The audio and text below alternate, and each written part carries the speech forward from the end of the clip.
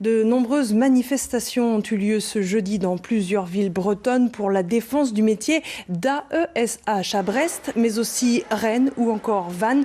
Des rassemblements ont eu lieu pour dénoncer les conditions de travail et la précarité de ces accompagnants d'élèves en situation de handicap, des professionnels dont les enfants ne peuvent se passer dans le cadre de leur scolarité, à l'image d'Héloïse et Colline, deux petites filles scolarisées à Rennes. Reportage signé Laura Roudotte et Vincent Bars.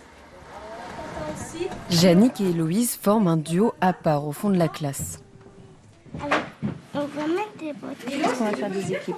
Oui, on va faire des équipes comme ça. Depuis 3 ans, Yannick aide l'écolière à comprendre les consignes, à faire ses exercices et à rester concentrée. En classe de CP, Héloïse suit la même scolarité que ses camarades. Je pense qu'au départ, c'est aussi valorisant de se dire je suis capable et je suis avec les autres. Et même si je suis aidée, je peux aller faire mon maximum avec les autres. Je ne peux pas travailler sans Yannick parce que... Je ne peux pas écrire aussi, c'est Alors... compliqué. On se connaît bien maintenant, on travaille bien ensemble, on a nos petites habitudes. Ouais, quand même. La reconnaissance des élèves est bien là, celle de l'État un peu moins. Yannick s'occupe de 2 élèves dans cette école, 24 heures par semaine. Elle aimerait travailler davantage et être mieux rémunérée, mais le temps partiel lui est imposé. Moi, j'aime ce que je fais.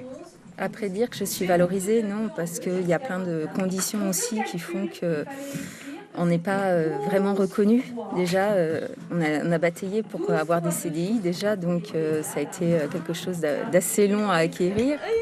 Un métier peu valorisé et pourtant si important pour ces enfants en situation de handicap. Dans cette autre classe, Colline, 5 ans, était sans accompagnante pendant 5 mois. Depuis que la petite fille est suivie, elle n'a cessé de progresser. Tiens, Faris. Même au niveau du langage, on sent qu'elle essaye maintenant de parler avec nous, de se faire comprendre. On voit une vraie évolution depuis début avril. Les accompagnants d'élèves en situation de handicap réclament la revalorisation de leur salaire ainsi que le statut de la fonction publique.